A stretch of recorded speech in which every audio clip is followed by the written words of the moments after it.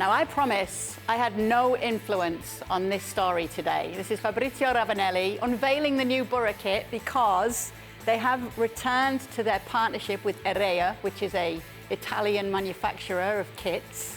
And so, for a nice publicity stunt, he's keeping himself. Fabrizio Ravanelli. He's keeping himself fit. Oh, Fabrizio, he's looking. He must be doing all that biking, all that cycling that he used to do in the hills and mountains where he comes from. Clearly, I've not taken the same approach. But yeah, there's lots of Middlesbrough. I saw a bit of this online earlier from my old teammate, and I thought lots of Middlesbrough fans were getting a little bit upset, you know. About what? About him doing that. Some would, some wouldn't. It's right. One of those. It's one of those, and that was the same in the dressing room, apparently. Right. But it's interesting because you played with him. So did Del Piero. Won the Champions League with him. I actually looked at that front line. You, Ravanelli and Vialli. And then I was just going through that team as well. Deschamps, Conte, Sousa. Lippi was the manager. Have you got any funny stories about Ravanelli? I mean, there's a funny story now because, you know, when we see each other to play some football, you know, friendly, you know, or charity events. Now, because he ride bicycle, I don't know, he's going to do 300 kilometers per day, something like this. He fell in love with that. I mean, when I saw the first time coming, you know, after 3-4 years on bicycle, I say, okay, Gerala, come to play football with us, you know, in a friendly game.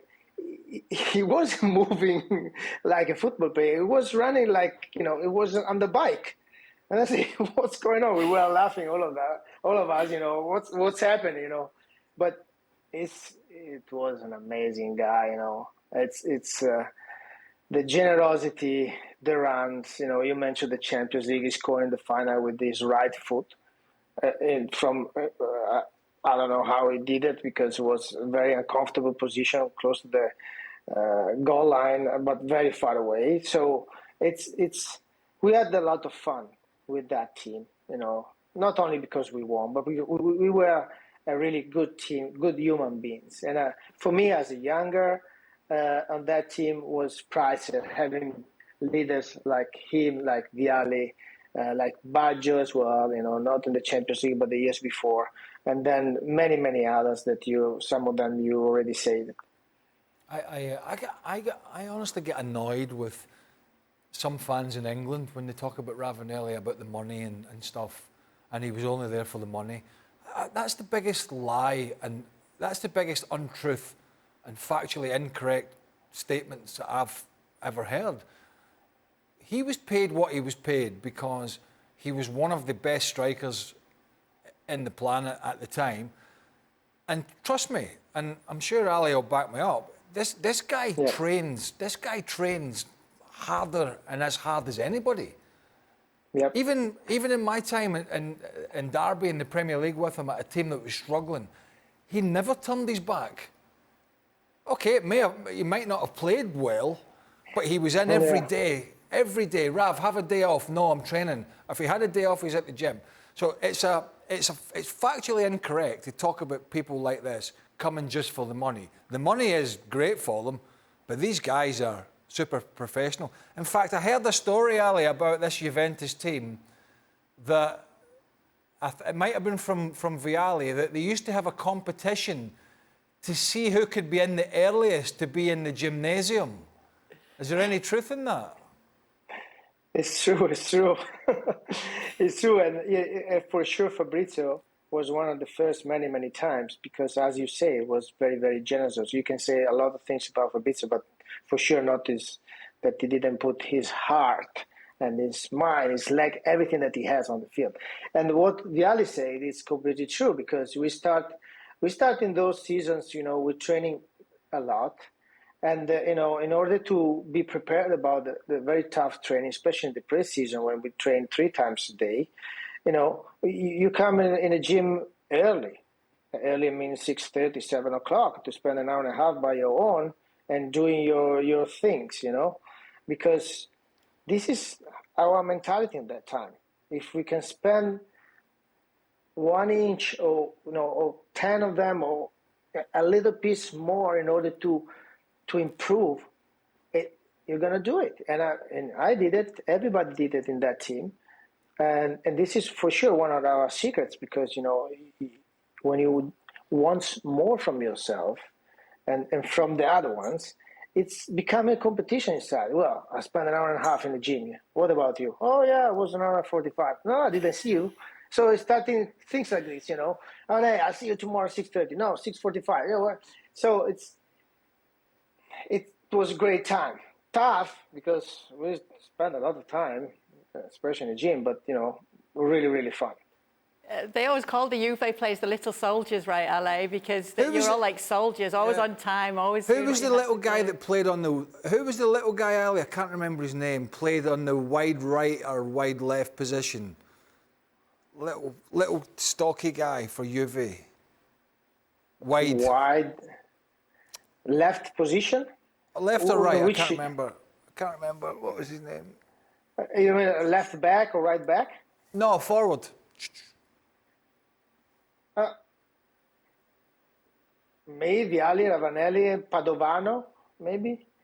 No, different name. No.